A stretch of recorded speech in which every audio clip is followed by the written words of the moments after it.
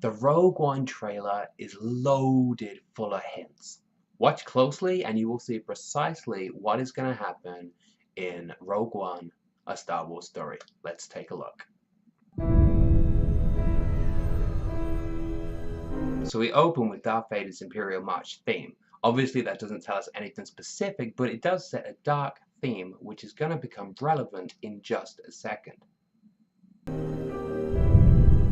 The world is coming undone. Interesting line, the world is coming apart. Normally in Star Wars they're talking about galaxies, but here they're talking about a specific world. Why is that world so much more important than the galaxy? Well, the most probable explanation is that the protagonist, Jyn Erso, is very attached to the world and it forms her motivation for what's to come, as we'll see in a moment.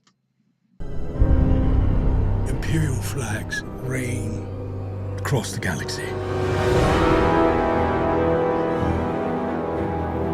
Can you be trusted without your shackles? Can you be trusted without your shackles? And then undoes handcuffs. Clearly, our hero, Jyn Erso, is actually an anti-hero, which suggests that that Rogue One is going to follow a traditional anti-hero story. Jyn Erso is clearly some sort of criminal. Wonder what kind of criminal, we'll see in a moment. And as a criminal, she's got a typical anti-hero backstory, which is gonna become really clear in just a sec. Just get this over with, shall we? We've a mission for you. Jyn Erso looks really surprised when Mon Mothma says, "We have a mission for you." Now, Mon Mothma is a character that Jyn Erso really respects. And if you look at Jyn Erso's face when Mon Mothma says that, she's kind of surprised. And that suggests that Jyn Erso wasn't expecting this opportunity, which again feeds into the anti-hero tradition, as most anti-hero characters are given an opportunity to redeem themselves for what they've done in the past. And they then jump on an opportunity, save the day, and go from being an anti-hero to a true hero. A major weapons test is imminent. We need to know how to destroy it. A major weapons test is imminent. We need to know how to destroy it. Now, obviously, every Star Wars fan in the world knows what that's about, especially when you see the Death Star. So Jyn Erso has been assigned the task of stealing the Death Star plans. Now, stealing feeds into what we learned just a minute ago, which is that she's a criminal. So now we know that Jyn Erso is a thief who's been set free by Mon Mothma in order to use her theft skills to steal the Death Star plans. But if you follow that through to its conclusion, she steals the Death Star plans, that's her mission. The Death Star plans end up on Tantive 4 at the beginning of A New Hope, and Jyn Erso isn't there. So does she die, is the question. If she does die, then that would again feed into the traditional anti-hero story in which the anti-hero accepts a mission and then sacrifices themselves to save the day, and then in the act of sacrificing themselves, they go from being an anti-hero to being an absolute glorified hero. If you're really doing this, I want to help. Good. Good. I've been recruiting for the rebellion for a long time. We destroyed our home. I fight the Empire now. I fear nothing. All is as the Force wills it. Now, that guy's a cool character. The captain says you are a friend. I will not kill you. The captain says you are a friend, I will not kill you. Now that's really interesting because in Star Wars, the droids, the main droids, usually aren't threatening, and there's an obvious passive threat in that statement. Now, more interesting than that, this droid doesn't recognize Jyn Erso. Now that plays into the idea that Jyn Erso isn't part of the world that she's going into, that she's stepping into somewhere that she doesn't belong. And if that's the case, then this story really feeds into a kind of young adult, new adult genre of narrative, which again will become clearer as we watch the end of the trailer. Thanks. There isn't much time. Every day they grow stronger.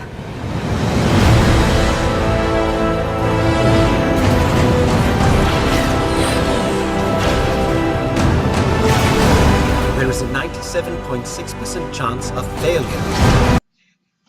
There is a 97.6% chance of failure. That doesn't tell us anything about the story, and it's very, very typical because it's just setting up the idea that the mission is extremely dangerous and that they're an underdog and everyone loves an underdog. So nothing specific about the plot there, but it is a good tool from a narrative standpoint to set it up that they're against the world and that the odds are against them. He means well.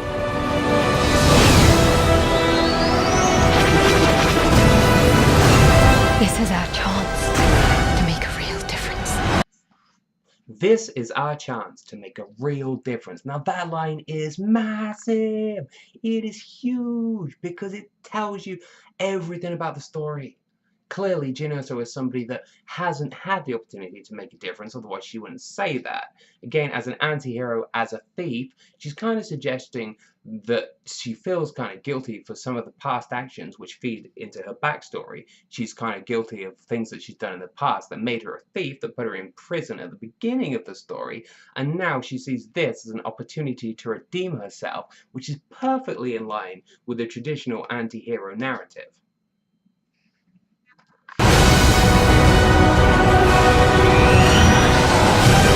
Are you with me? Are you with me? Okay, now in anti-hero stories, the character development of the protagonist usually goes like this. They're assigned a mission. The people that they have to team with aren't really happy that they're teaming with them because of the things that the anti-hero has done in the past. They don't trust them. But throughout the course of the story, as the narrative progresses, the protagonist, Jyn Erso, gains the trust of the team, and she goes from becoming an anti-hero to being a leader, like a commander in an army.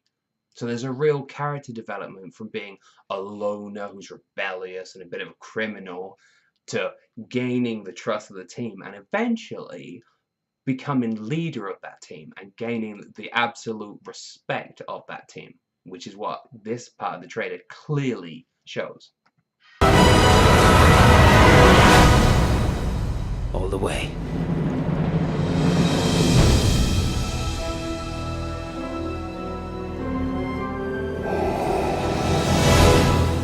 And finally we see Darth Vader. Awesome. But why is he at the end? Obviously, Darth Vader is going to feed into the story, and we haven't really been told how, but it's a pretty safe bet, because if Jyn Erso is dead at the start of A New Hope, immediately after the actions of Rogue One, then obviously somebody kills her. So who kills her? Well, we know that the Death Star plans that she steals end up with the droids R2-D2 and C-3PO. So if she dies, she must die in some way that allows the Death Star plans to be passed on from her to R2-D2. And if that's the case, then that is the completion of the traditional anti-hero story.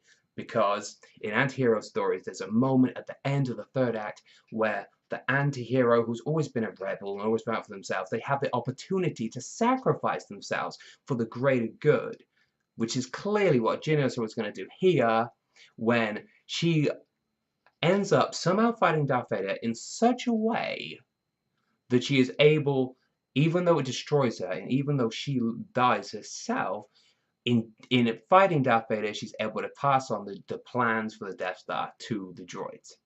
And that is the Rogue One trailer. So what is going to happen in Rogue One, A Star Wars Story? Jyn Erso starts out as a criminal, which we know because of the handcuffs moment.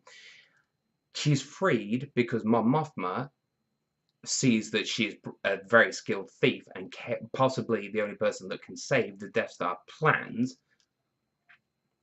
So she's freed. She joins the rebels. She doesn't fit into the world, which is why the droid doesn't recognize her and says, the captain says you're a friend, I won't kill you. With her team, she journeys towards the Death Star or towards the Death Star plans. And while doing that, she's obviously a hero because suddenly she's earning the respect and trust of her teammates, which we know when she says, are you with me? And the other guy says, all the way. She steals the Death Star plans, but we know that she's not in A New Hope, so she dies. She probably dies because Darth Vader kills her, but she sacrifices herself in order to save the plans. So we see a really traditional anti-hero narrative, criminal to member of the heroic forces, to becoming a leader, to sacrificing herself for the greater good. And finally, Jyn Erso dies, and the Death Star plans end up with R2-D2 and C-3PO. And that is a pretty good guess as to what is going to happen in Rogue One, A Star Wars Story.